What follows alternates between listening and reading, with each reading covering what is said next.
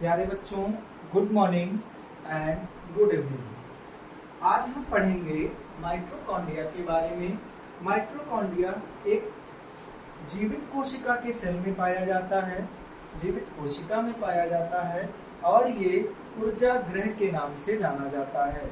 ऊर्जा गृह माइटोकॉन्ड्रिया को क्यों कहा जाता है, इसके बारे में हम आज जानेंगे। इसके स्ट्रक्चर के बारे में जानेंगे, संरचना के बारे में जानेंगे। माइटोकॉन्ड्रिया को हिंदी में माइटोकॉन्ड्रिया ही कहा जाता है। माइटोकॉन्ड्रिया का संविच्छेद करने पर माइटोस का मतलब होता है थ्रेड, थ्रेड का मतलब होता है सूत्र, धागा या तंतु, और कॉन्ड्रिया का मतलब होता है ग्रेन्यूल्स यानी कणिका, इसलिए इसे सूत्र कणिका भी कहा जाता है। इसलिए माइटोकॉन्ड्रिया का दूसरा नाम क्या है?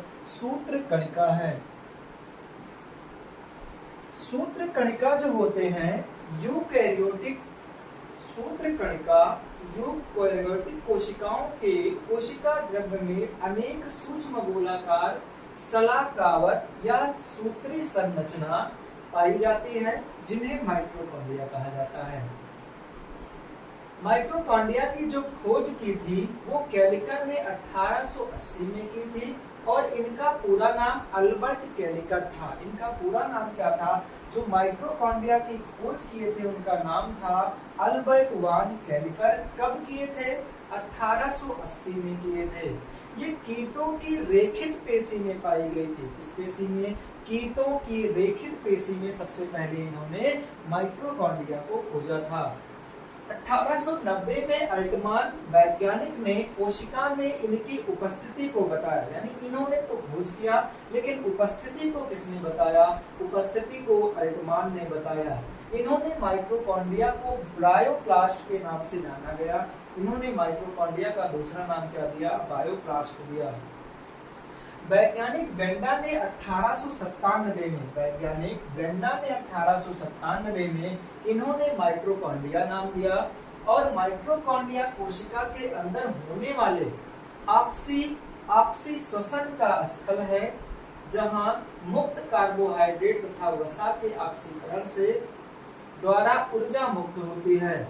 यानी माइटोकॉन्ड्रिया में सूक्ष्म जीवों के लिए ऊर्जा प्रोवाइड करने का काम माइटोकॉन्ड्रिया करता है, जिसका सूत्र है C6H12O6 प्लस 6O2, और इनसे बनता क्या है? इनसे बनता है 6CO2 और 6H2O प्लस ऊर्जा। यही जो ऊर्जा होती है ये कोशिका में निर्मुक्त कर दी जाती है। यही जो ऊर्जा होती है ये कोशिका में निर्मुक्त कर दी जाती है और कोशिका अपने ऊर्जा का काम पूरा कर लेते हैं। इसीलिए माइटोकॉन्ड्रिया को ऊर्जा गृह के नाम से जाना जाता है। ऊर्जा मुक्त करने के कारण माइटोकॉन्ड्रिया को कोशिका ऊर्जा गृह के नाम से जाना जाता है तथा एटीपी को ऊर्जा सिक्का के नाम से जाना जाता है।